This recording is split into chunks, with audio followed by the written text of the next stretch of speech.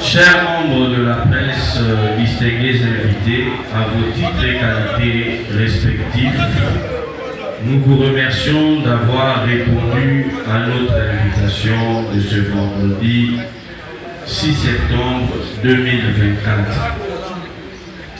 En effet,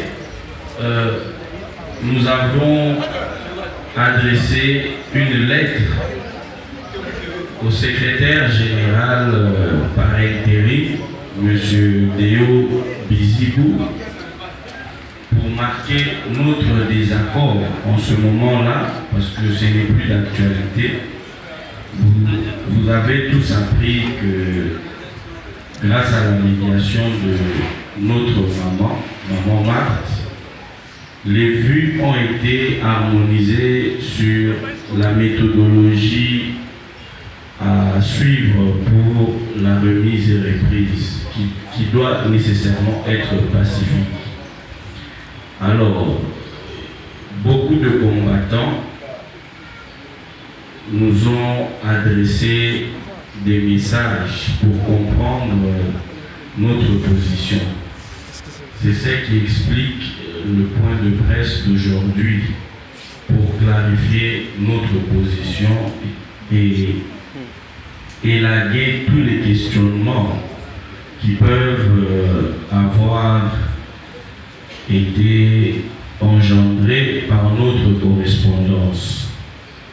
En effet, notre position en tant que secrétaire national responsable du département justice et droits humains était axée principalement sur le rôle et l'impulsion positive de la haute autorité de référence du parti, c'est-à-dire le président de la République, son Excellence Félix Antoine Tshisekedi Tshilombo, et au jour d'aujourd'hui, la haute autorité de référence du parti.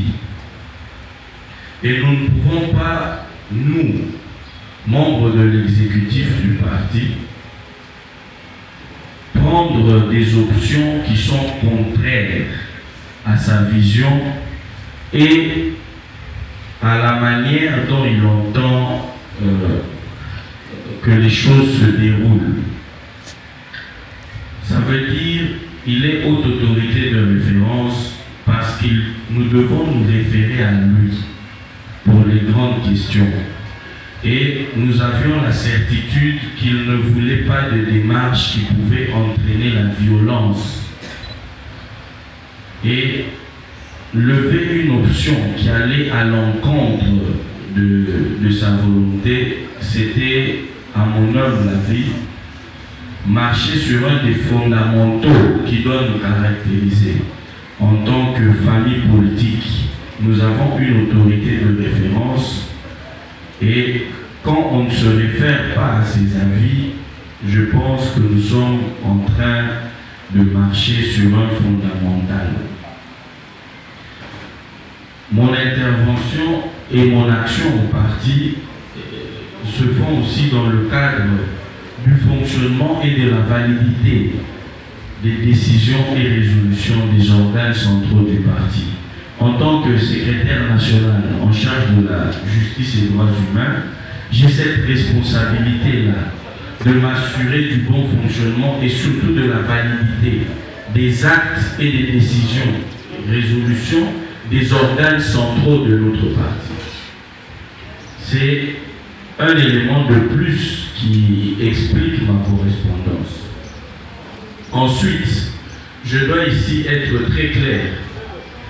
La crise au sein de l'UDPS qui s'est exacerbée à cause de la gestion de l'honorable Augustin Kabouya et sa destitution réglementaire du 11 août 2024 par la CDP.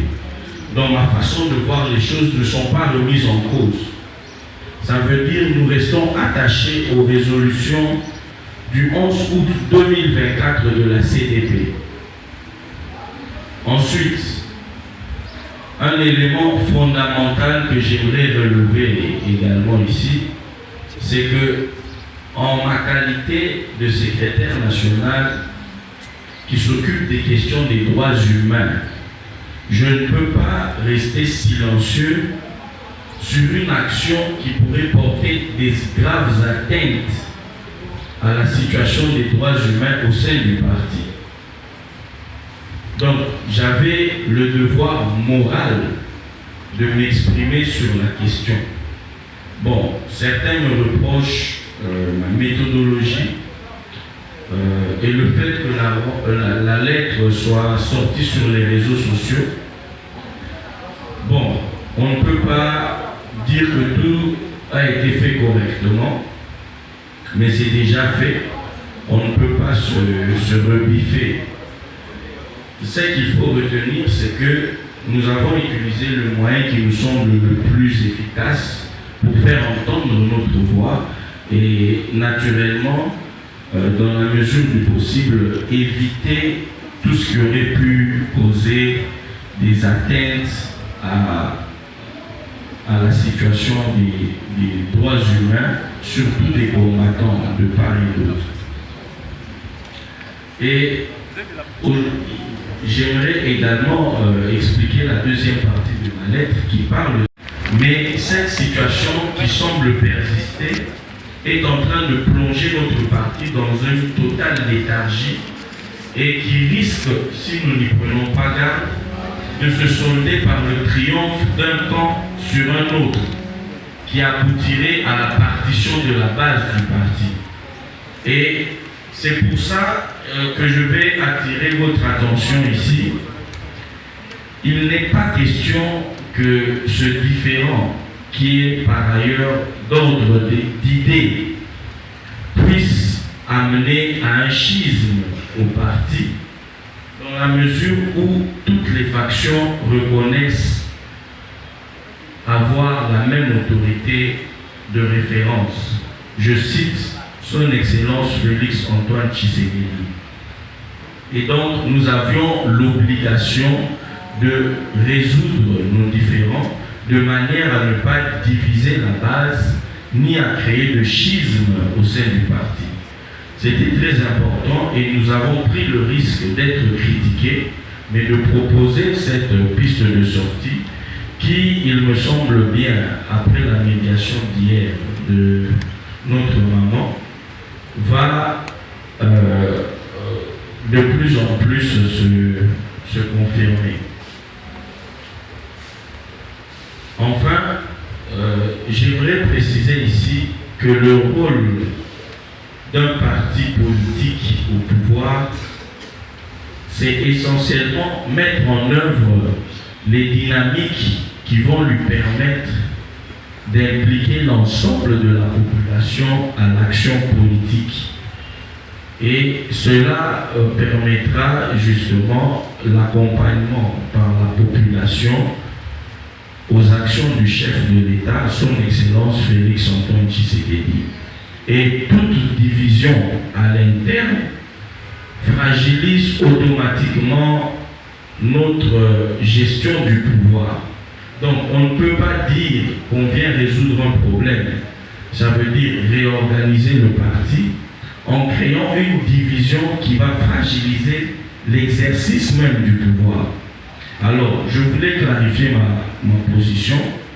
Je reste attaché aux résolutions de la CDP qui mettent de côté l'honorable Augustin Kabouya, qui doit se concentrer sur son mandat au Parlement et nous aider avec son expérience par des conseils et des orientations pour permettre au parti d'avoir un nouveau tonus et de faire face aux challenges qui pointent à l'horizon.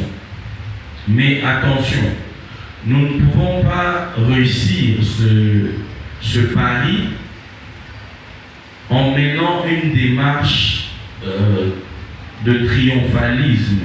Ça veut dire en écrasant ceux qui ne pensent pas la même chose que nous. Parce qu'ils risquent de devenir timides et de se retirer quelque peu de l'action politique du parti. C'est comme ça que nous avons priorisé la voie d'un débat, d'un dialogue, pour aplanir les vues et aboutir justement à la remise et reprise pacifique qui est une des revendications principales de la base. Alors, pour clore mon propos, ce dialogue aura bien évidemment pour but de rencontrer les trois dimensions de la crise politique qui sévit au parti. C'est à la fois une crise statutaire, une crise d'animation politique et une crise de gestion des ambitions. Alors, nous ne pourrons pas aborder tous les trois aspects de la crise en allant dans une démarche de violence pour écarter ceux qui ne pensent pas ou qui n'ont pas la même appréhension des choses que nous. Parce qu'il faut le rappeler, l'UDPS n'est pas un parti de pensée unique. Tout le monde a le droit d'avoir une opinion et de la défendre du moment qu'elle reste dans le cadre des idéaux et des objectifs du parti. Alors, Nako Suki Sanalingala. Il était aussi secrétaire général. Il a finalement été désavoué. Et puis plus tard, le problème est également survenu avec M. Jean-Marc Kabout. Finalement, il a été désavoué et aujourd'hui, c'est Augustin Kabouya. Ne pensez-vous pas, maître, que le problème de l'UDPS aujourd'hui, c'est peut-être un problème d'idéologie ou un système qui s'est installé et non d'individu? Merci madame, et je me sens flatté qu'une jolie dame comme vous suive l'actualité de l'UDPS d'aussi près.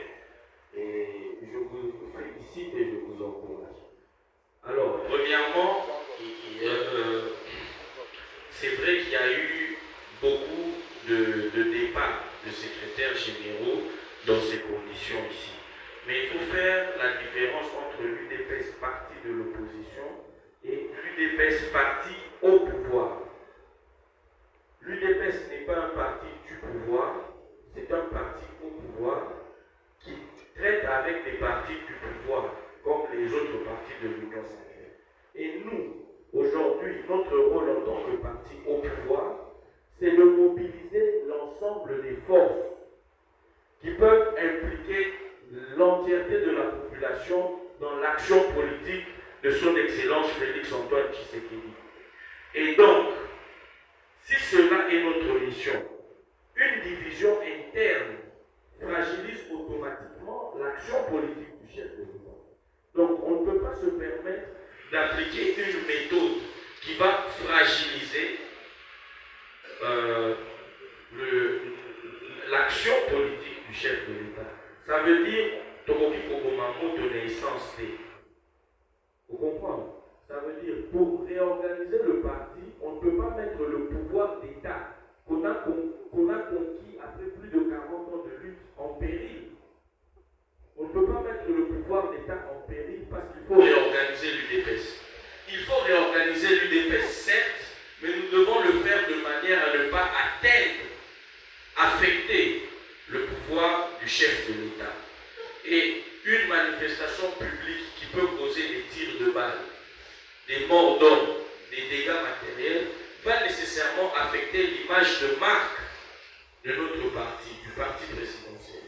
Donc, aujourd'hui, nous sommes, et moi, je ne peux parler que pour moi, je suis résolu à ce que désormais l'UDPS parti au pouvoir jusqu'au retour de Jésus-Christ, comme nous le disons, adopte la remise et reprise pacifique comme mode de passation de pouvoir à l'interne